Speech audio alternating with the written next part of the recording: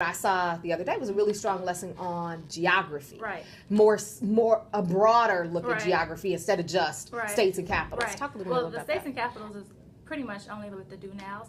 So right Okay. now we worked on all of the states and capitals. So now actually October 23rd is the big grand states and capitals with its location, and Okay. the top class that has the most 100%.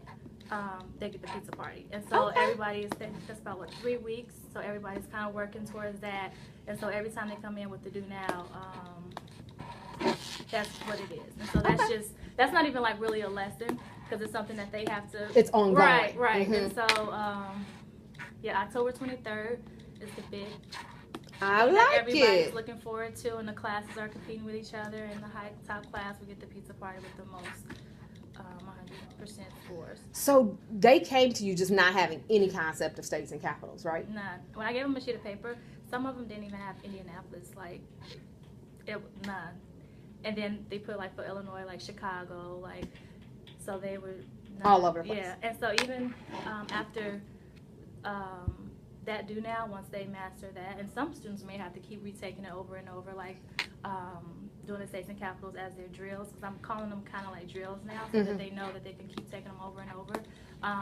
We're going into the 7 continents. They don't even know they live in North America. They're like, what? Like, they they don't have any idea. So we're going into that, and then we'll branch off into that. So after, with the 5 things of geography, we just did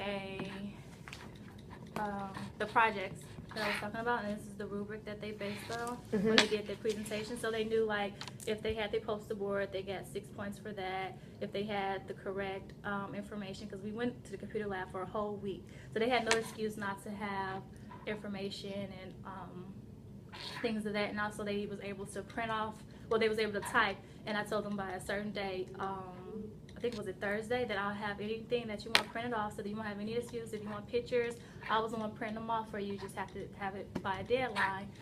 And so they got that done, and then I'm trying to get them comfortable with just speaking, and so I gave them like 2 points for eye contact, value, and so this was just like the breakdown. And then some people did music or had something extra, like in one of the kids, they did like a shoebox and had like Canada with like snow, and so that gave them like extra. That's why I was saying the extra bonus 5 points. Yeah. And so that was with the project. And so on Monday we'll actually have the 100 points test for. Okay, so their unit test basically over 5 things of geography. And so that's with that. And then tell me what is, so as you think about, you with your 7th graders, their summative assessment is what? Over is I-STEP. Okay, yeah. So all of them have an I-STEP. How is this your lead to that? Yeah. Or tell me how, because my understanding was more world geography. Right. So you're starting small, and then we'll build up into. Okay. So have you introduced it to them? Yeah, have you looked at it to see the blueprint to know where they're going? Not with the atlas. Well, I don't like the atlas that whoever was before me. I don't know if that was like the guideline, but I didn't actually like Google it and see like what was the whole. So yeah. So that's something that I should. Let's do that. Okay, we'll do that. So Friday when we'll have planning time on Friday, and so let's make a part of your planning time. Let's make that laying out that blueprint so you know exactly what they need to know, and because some of it's challenging world history. Some of it's stuff they really will have to dig into. In order to be able to pass this assessment. So let's make sure we pay attention to that. So let's print that. Let's do that for Friday. Let's make sure we get that blueprint so you can see exactly what they need to know and where you need to go directly.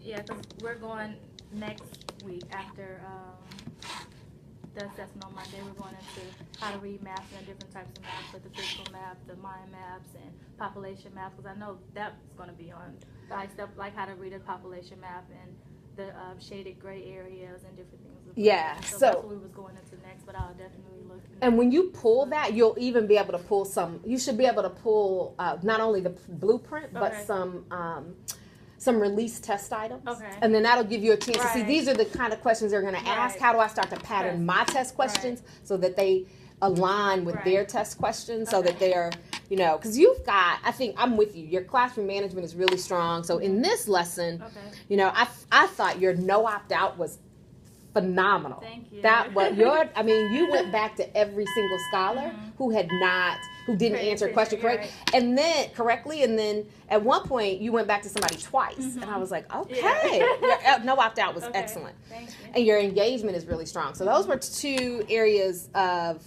strength. One of the things that I suggested, so my key lever was pacing. So how do you move that along a little quicker? And it's thinking about, I would suggest, so my first suggesting is the timer. Because you're not using a timer, you're just kind of timing it in your head. But how do you, pace that a little? So consider using a timer to help your lesson move along at a faster pace. Because what happens is behaviors start, for some kids, this is all new, but there are kids who know this stuff. So you think about like an Emily Franklin. If she's waiting on everybody, is that happening for her? No, she's actually, well, with the project, she did get finished faster than everyone else. And so she was done with all like her research. And so she had like 3 current events that she was missing. So I told her to work on those 3 current events while she was in the computer lab. So I kind of adjust the students to what. So is current events your early finisher kind of thing? Well, no, this is something that's due every Thursday. And first, they didn't even know how to do a current event, so we actually did one together. And some of the kids, they still want to use the packet. So I told them, if you need a packet for Thursday, grab a packet, and it shows like who, what, when, where. And I also had to put in why is it newsworthy, because they were just talking about it. Yeah, and I'm like, you need to know why is it newsworthy, and so. As well as like the details and then your reaction. And so when I made this little packet for them and then had like this, they were able to do the current event a little better than just saying do a current event, and then I had a rubric and they were just like, wait, what is it still? So I had to break it down. And this is exactly what good